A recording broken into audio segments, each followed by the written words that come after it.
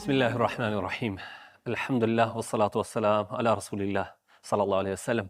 Vëllezër dhe motra, falënderimi dhe lavdërimi i takon Allahu xhalla shanuhu, salavatet, përshëndetjet e përzemërta mbi fytyrën e ndryshme Muhammed Mustafa alayhi salatu wassalam adresojmë shokët e tij dhe mbi gjithë besimtarët dhe besimtarët që ndjekin në rrugën e tyre deri në ditën e gjykimit.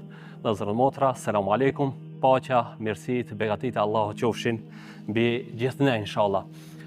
Muj Ramazanit, muj bereqeti, kullu Zotin Gjeleshanu që ashtu siç na ka mësuar dhe profeti Muhamedi alayhi salatu wassalam, që është dhëçi i parë mëshirë, dhëçi i dytë është magfiret, falje dhe dhëçi i fundit i cili është largim nga zjarri i xhenemit. Inshallah Zoti të na mëshiron, e Zoti inshallah të na fal dhe lut Zotin Gjeleshanu nga zjarri i xhenemit inshallah në fund këtij muaji të shenjtë të na largon. Do shamir tonë vëllezër dhe motra kur thojmë Ramazan në psikologjinë e brendshme të çdo besimtari dhe besimtarës gjithmonë lidhet, ka një lloj sinonimi mes Ramazan edhe lexim të Kuranit.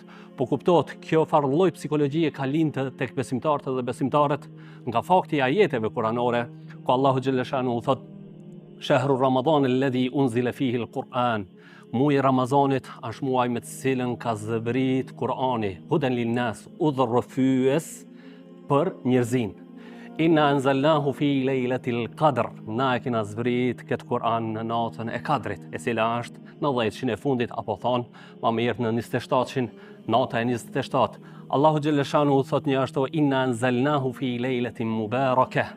Na e kena zbrit këtë Kur'an në natën e bereqetit.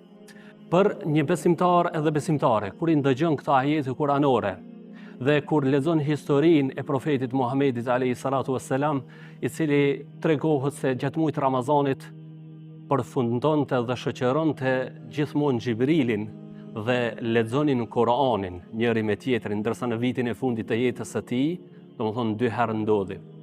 Ajo që jep me përcjell për ndëgjuesin apo për shiqjuesin, besimtar apo besimtare është se muaji i Ramazanit është muaji i leximit të Kuranit. Por vëllezër dhe motra, kisha dashur në shkurt inshallah të kthehemi pak leximi i Kuranit në historinë e profetit Muhamedit alayhi salatu wassalam. A ka qenë thjesht sikur mentaliteti i jon si shqiptar musliman me cilën birja mos e prek Kuranin atje pa abdes e kështu me radhë, apo ka qenë një metodë ndryshe e të lexuarit në kohën e profetit? Nëse shohim Muhamedin alayhi salatu wassalam, leximi i tij se si ka qenë, leximi i tij i Kuranit gjatë muajit Ramazanit, po edhe jashtë muajit Ramazanit ka qenë lexim me të cilën ka lexuar për me kuptu që të aplikoje dhe praktikoje. Edhe për atë kur vetë nana besimtareve Aisha radiallahu anha thanë si ishte profeti, sjellja e tij, ahlaki i tij, paraqitja e tij. Tha kana mushafan yadubbu ala wajhi al-ard au kama qalet, tha ishte mushaf i gjallë i cili heste në fytyrën e tokës.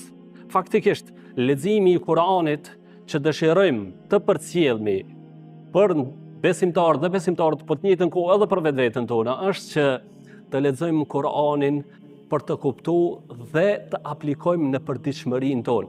Nëse e shohim profetin Muhamedit alayhi salatu wassalam, ka qenë njeri i cili lexonte Kuranin, por edhe u ndikonte. I thot pejgamberi alayhi salatu wassalam Ibn Mesudit radiallahu anhu, ja Ibn Mesud, o Ibn Mesud, më lexo diçka nga Kurani. Dhe thot fillova të lexoj nga Kurani derisa të arrita te ajeti kuranor, si do të jetë gjendja ditën e gjykimit ku për çdo njeri kena me ardhur me dëshmitar dhe me ty o Muhammed alayhi salatu wassalam do të vim dëshmitar për mbar gjithë këta njerëzit. Dhe thot më tha hasbuk, mjafton. Dhe thot kur shiqova profetin Muhammedin alayhi salatu wassalam, pash se lotët e tij rrjedhnin në fytyrën e tij të ndritshme. Vëllezër dhe motra, shohmi pejgamberin alayhi salatu wassalam po lexon Kur'an, por po reflekton shpirtin e tij, po lexon fjalët dhe po kyç imagjinatën e tij dhe besimin e tij se në botën tjetër me të vërtetë do të jetë dëshmitar. Ndërsa nëse shohim edhe Bilalin ose nëse shohim edhe profetët tjerë alayhimu salatu wassalam, të cilët lexonin Kur'anin, Omer radiallahu anhu shkon disa njerëz me pa një muj ditë shkaku se ishte i smut, në realitet nuk ishte i smut, po u prek nga njëri prej ajeteve kuranore. Nëse shohim sahabët, jeta e tyre ka qenë e ndikuar nga fjalët e Kuranit. Domethënë leximi i tyre ishte i atill saqë nuk e lexonin vetëm me ajetin, me hadithin e profetit Muhamedit alayhi salatu wassalam, i cili thoshte se kush e lexon një harf nga Kurani, nuk tham elif lam mim, janë një harf, po tham elif 10 sevape, lam 10 sevape, mim 10 sevape. Që do të thotë për një besimtar dhe besimtare, Bismillahirrahmanirrahim, 17 shkronja 170 sevape. Para mendoj një besimtar dhe besimtare kur e kryen një hatme gjatë muajit të shenjtë të Ramazanit, se sa sevape i ka. Po vëllezër dhe motra, po kjo është shpërblimi që do të na motivojë, dhe shpërblimi tjetër është, thot pejgamberi alayhi salatu wasalam, lexoni Kur'anin muaj Ramazanit, dhe leximi i Kur'anit ditën e gjykimit do të vinë dëshmitar ose do të vinë mbrojtës për besimtarët dhe besimtarët, pra ata të cilët lexojnë Kur'anin. Ndërsa e shohmi këto ajete dhe hadithe e motivojnë besimtarin, por më e rëndësishmja është vëllezër dhe motra që në muajin e Ramazanit, tash do të kisha më thonë, po shohmi se muaji Ramazanit është muaji i Kur'anit, që ka reflektuar në përditshmërinë e profetit Muhamedit alayhi salatu wasalam dhe shokëve të tij.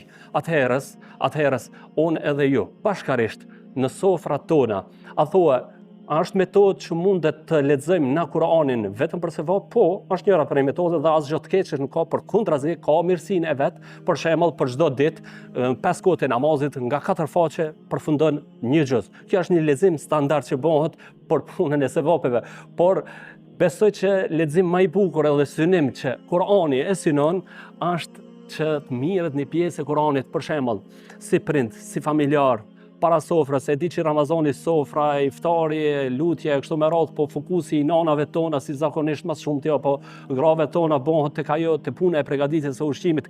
Kisha thonë, po Ramazani është për ushqim, në iftar, po mbi gjitha është kohë për lutje, dua, por edhe të njëjtën kohë pse jo si prind më i marr fëmijët e tyne edhe me lexuan diçka nga Kur'ani.